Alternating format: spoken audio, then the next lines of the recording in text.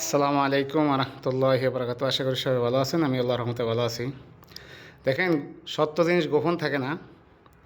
আমরা এটা আগেও জানতাম যে অন্তর্বর্তীকালীন সরকার যে তারা কিন্তু একটা বিশেষ দলকে ক্ষমতায় আনার জন্য আপনারা জানেন লন্ডন পর্যন্ত গেছিল। সেখানে তাদের সাথে হাত মিলানো হয়েছে, কথা হয়েছে, মিটিং হয়েছে। সেখান থেকে আমরা মনে করছি যে কিছু একটা হইতেছে।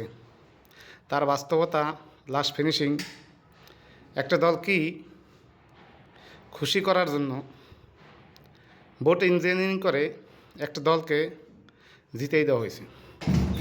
এখানে সাধারণ জনগণের ভোটের অধিকার কেড়ে নিছে।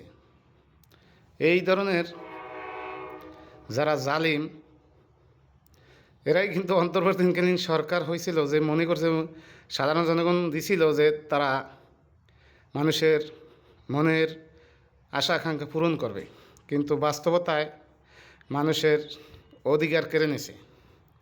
মানুষের রায় দিছে একজনকে, তারা ডিক্লেয়ার দিছে আরেকজনকে। এই ধরনের নিষ্কর্ষজনক কাজ নিন্দা জানাই। আর যারা করছে এদেরকে অতি দ্রুত আইনের আওতায় নিয়ে বিচার করা উচিত। আর না হলে ভবিষ্যতে আবারও এই ধরনের কাজ হবে। এখানে দেখলাম যে সেনাপ্রধান, এই সরকার, সরকার যে ইউনূস সাহেব, ইলেকশন কমিশন সবাই বলছে নিরপেক্ষ ইলেকশন হয়েছে, ইতিহাসের সর্বোচ্চ ইলেকশন, কিন্তু বাস্তবতায় তা সবই গোলাটে পানি করছে এই জালিম। এদেরকে আইনের আওতায় আনা উচিত অতি দ্রুত।